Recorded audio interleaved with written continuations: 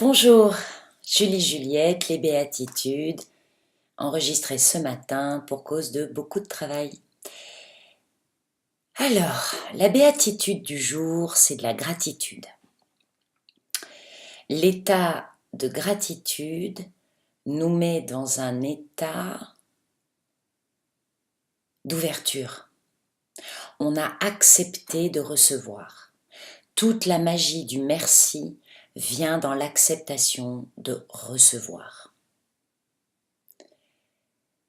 Nous sommes nombreuses à avoir peur de recevoir. Il y a des phrases qui nous reviennent de grand-mère qui disent toujours Ouh, on ne sait jamais ce que ça cache, un cadeau. Comme s'il y avait un piège, une dette, et ça nous empêche de remercier. Ça nous a donc empêché de recevoir. Accepter de recevoir et être en gratitude de ce que l'on a reçu, c'est un moment porteur. C'est le moment où on va contre toutes nos croyances parce qu'on accepte d'être dans la générosité pour soi. Tu as besoin d'un coup de main? Non, non, merci, je m'en sors toute seule. Il n'y a pas eu de merci. Il n'y a pas eu d'acceptation. On n'a rien reçu. Nous venons d'être interrompus par le téléphone car une de mes clientes m'annonçait que j'étais extraordinaire.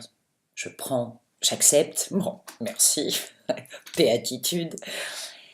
C'est surtout que elle vient de comprendre quelque chose de fondamental que j'ai mis tant de temps à accepter finalement, et c'est pour ça que je vous le mets parce que c'est complètement en corrélation avec ce dont nous étions en train de parler avant interruption, c'est-à-dire le remerciement, donc avoir accepté de recevoir, c'est qu'elle a accepté de recevoir un signe de l'univers qui lui disait tu bouges trop. Donc il l'a un peu ralenti avec c'est pas la cheville tout de suite, ça commence en général par la voiture qui veut pas démarrer. Avant de se casser la cheville, souvent notre voiture nous fait des siennes.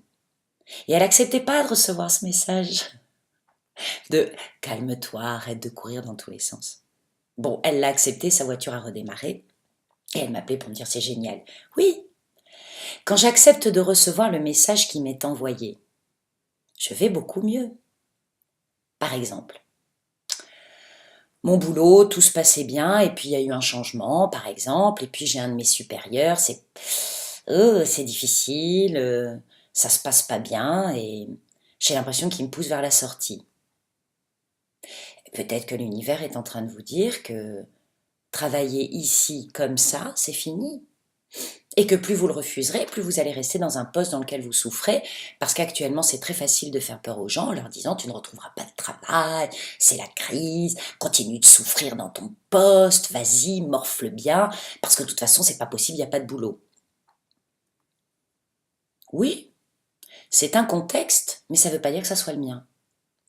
Oui, c'est pas parce que le pays et le monde est en crise que la crise doit être dans ma maison, dans ma vie, dans mon quotidien.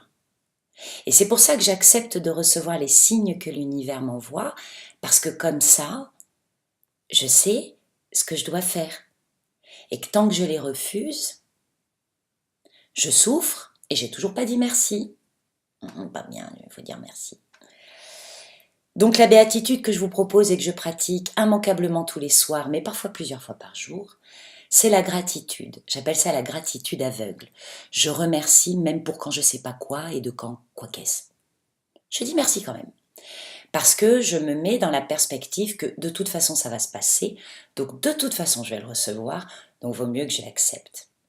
Et ma petite formule est, le soir avant d'aller me coucher,